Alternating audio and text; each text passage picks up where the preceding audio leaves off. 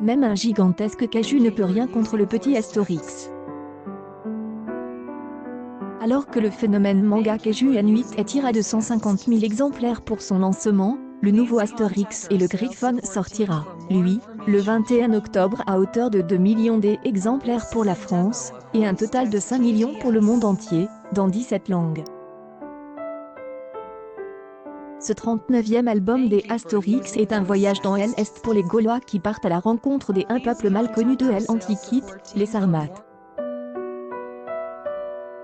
Après la mort du scénariste Oren Goscinny en 1977, la série est poursuivie par le dessinateur Albert Uderzo, qui a lui-même confié en 2011 au scénariste Jean-Yves Ferry et au dessinateur Didier Conrad. Voici enfin la couverture du prochain album des Astérix. Rendez-vous le 21 octobre en librairie, partout à pic.tweet.com/. MMC dans cet album des Astérix leur totem et le Griffon, mi-aigle million qui s'étendait de l'actuelle Ukraine au contrefort du Caucase. Les voyages des Astérix, ça représente pas mal de pays déjà. La C est un pays froid. C'est nouveau, ça donne le ton de cet album qui se passe essentiellement dans la neige, a souligné ce lundi Jean-Yves Ferry lors d'une conférence de presse au siège des Hachette Livres, le groupe qui détient les éditions Albert Rennes. Historiquement, on ne sait pas grand-chose sur eux. Hérodote, Tite Live AD parle des Sarmates. Étaient des barbares, mais un peuple un peu mythique, a-t-il ajouté.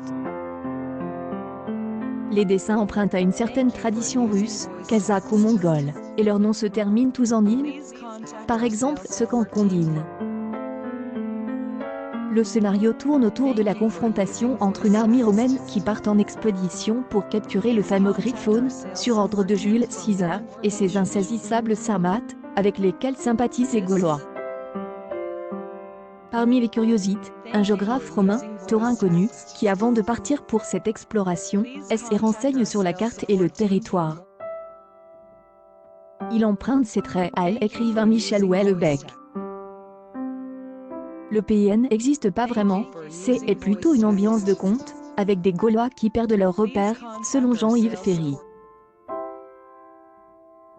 L'album a aussi une tonalité écologiste.